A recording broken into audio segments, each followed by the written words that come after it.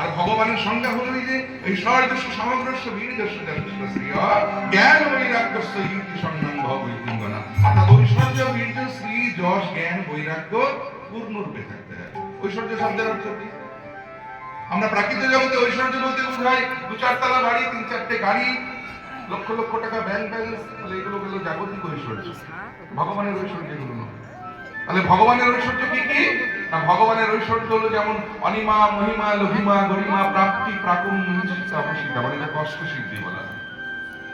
অনিমা শব্দের অর্থ কি? আমার মায়েরা বলবে অনিমা সে তো মেয়েদের নাম কীর্তনে কেন লাগবে রে বাবা? বলেন এই অনিমা সেও কীর্তন হবে।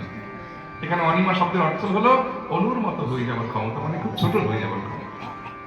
আর মহিমা মানে বিরাট বড় হয়ে যাওয়ার ক্ষমতা, লঘিমা মানে হালকা হয়ে যাওয়ার ক্ষমতা, গরিমা মানে ভারী হয়ে যাওয়ার ক্ষমতা, প্রাপ্তি মানে পাওয়ার ক্ষমতা, প্রাকুণ্য মানে দেওয়ার ক্ষমতা, ঈশিতা মানে জয় করার ক্ষমতা, আর বশিতা মানে বশীকরণ করার ক্ষমতা। এই যে ইত্যাদি যে অষ্টপ্রকার সিদ্ধি, এগুলো ভগবানের মধ্যে পূর্ণরূপে থাকতে হবে, তবেই তিনি ভগবান হতে পারবেন, পুরুষ হতে পারবেন। তাহলে ঐশ্বর্য গেল। এবারে বীর্য, বীর্য শব্দের অর্থ কি? বীরত্ব। আমরা বীর কাকে বলি? দেখবেন যারা মেরে মুখ ফাটাতে পারে তারা বিরাট বড়। বলে না বাবা, শুধু মারামারি করলে বীর হওয়া যায় না। এই জগতে বীর সাধারণত 4 প্রকারের, যথা মল্লবীর, দানবীর, ধর্মবীর আর কর্মবীর। তাহলে যারা মারামারি করে মুখ ফাটিয়ে দেয় তারা হলো মল্লবীর। আর যারা দান করতে পারে, দেখবেন লক্ষ লক্ষ টাকা আছে কিন্তু কীর্তনের চাঁদা চাইতে গেলে সেটা 2 টাকার নোট, তারা জীবনে কোনোদিন দানবীর হতে পারবে না। কিন্তু কিছুই নাই, বৈষ্ণবকে 10টি টাকা দান করলেন, বৈষ্ণব তাকে প্রাণ ভরে আশীর্বাদ করলেন, নিজে দানবীরের লক্ষ্য। ধর্মবীর, কর্মবীর, ধর্মের মাধ্যম দিয়ে বীরত্ব অর্জন করে দেখাতে হবে, কর্মের মাধ্যম দিয়ে বীরত্ব অর্জন করে দেখাতে হবে। যে 4 প্রকারের বীরত্ব একটা পুরুষের মধ্যে পূর্ণরূপে থাকতে হবে, তবেই তিনি ভগবান, তবেই তিনি পুরুষ। তাহলে ঐশ্বর্য গেল, বীর্য গেল। বলে স্ত্রী, স্ত্রী শব্দের অর্থ হলো সৌন্দর্য এবং সম্পদ। ভগবানের সৌন্দর্যের অভাব নেই, আর সম্পদ, এই বিশ্ব ব্রহ্মাণ্ডের মতো কোটি কোটি বিশ্ব ব্রহ্মাণ্ডের মালিক, তার কোনো কিছুর অভাব নেই। সেটাও পূর্ণরূপে থাকতে হবে। জ্ঞান, সেটাও পূর্ণরূপে থাকতে হবে। বৈরাগ্য,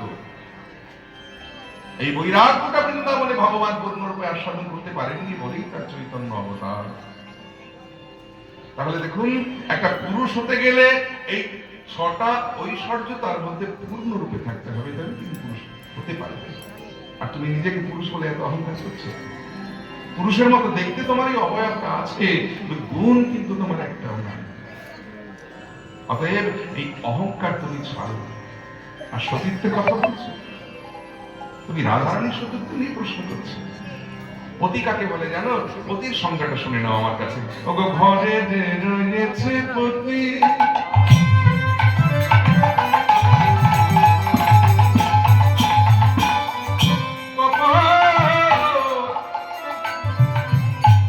এ কথা বলো না, ঘরে যে রয়েছে পতি,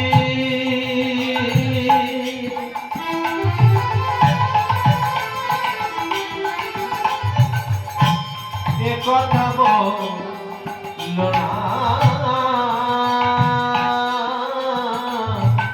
ওগো ঘরে যে রয়েছে পতি,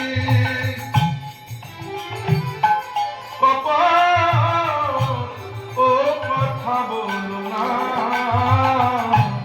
ঘরে রয়েছে পতি,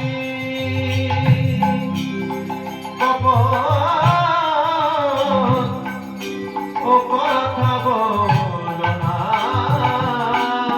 জগৎপতির সঙ্গে কি হয় অনিত্যের তুলনা, জগৎপতির সঙ্গে কি হয় অনেকের তুলনা, আর তুলনা, আর তুলনা, আর তুলনা, আর তুলনা, যার তুলনা ত্রিজগৎ মিলে না, তার তুলনা, আর তুলনা, যার তুলনা,